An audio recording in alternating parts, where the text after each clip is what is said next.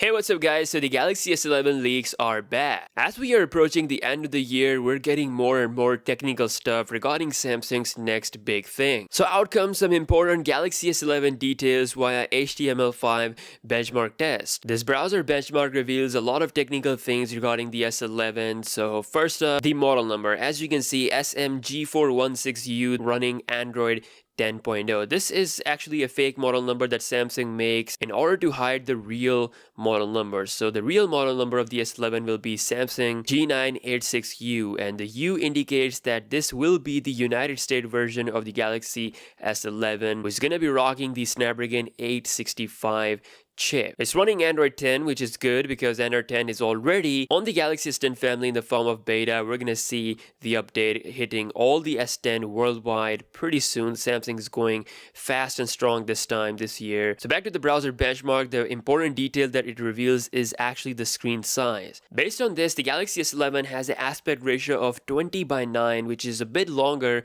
than we have on the Galaxy S10 family and the Note 10 family, which is 19:9. So basically what this means is that screen is actually getting bigger on the S11 family while still keeping the overall size of the phone pretty much the same as the S10 family, which means that bezels are going even more slimmer. The S10 family is already pretty bezel-less, and anything more than that will be pretty damn awesome. Now, as spotted by Tiger Mobile, Samsung recently has granted a patent for its updated punch hole design that can have up to 3 cameras. As we know, with the S10 Plus, we have the dual front camera setup, which had the depth sensor. Samsung dropped the depth sensor on the Note 10 Plus family in order to make the design better. And honestly speaking, the depth sensor never made any major difference. The selfie result is pretty much the same. So what Samsung can do with this triple hole camera setup is that they can implement something like Face ID, or possibly an ultra wide angle selfie camera similar to the Pixel 3 XL, or maybe Samsung might implement a motion camera sensor that will have some motion features as we have seen on the Pixel 4. These are some of the functionalities that could be implemented with this triple hole camera system. Again, I definitely think that Samsung should go with the hole punch design towards the middle, similar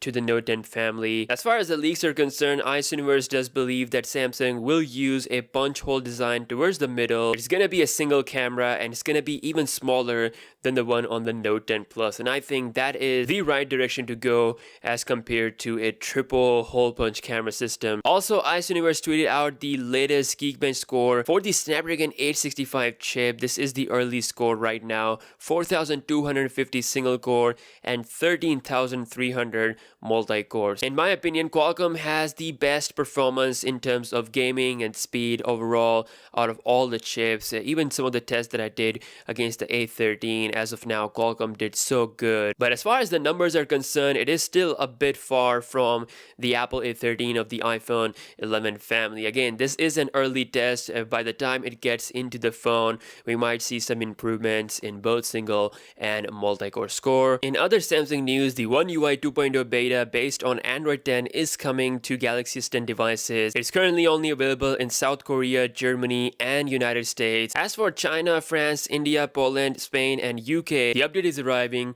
really soon. And soon there will be an official rollout. This time Samsung is definitely on time with the update as compared to last year. So also Samsung has one more flagship Galaxy A lineup device coming up, and that is the A91. Via sammobile.com, we got the confirmation for its specification that it's going to feature Snapdragon 855 processor with 8 gigs of RAM. It's going to be very similar to A90 5G as far as the design and overall features are concerned. The only exception is that it's coming with more RAM, a faster 45-watt charging, and the Android 10 version right out of the box. This could actually be the first Samsung phone to come with Android 10.0 right out of the box, because it's currently being tested out with the latest version of Android. And if that's the case, then this might not come this year, most likely towards the end of the year. So that's all we have on the Samsung news. The Galaxy S11 could rock a slimmer bezel form factor compared to the S10 family. The early Snapdragon 865 benchmark score, the chip that will power the Galaxy S11 US model, is looking pretty strong. Let me know your thoughts in the comment section below. And as always, if you haven't entered my iPhone 11 Pro giveaway, be sure to do that right now, because on October 20th, I will be announcing the winner.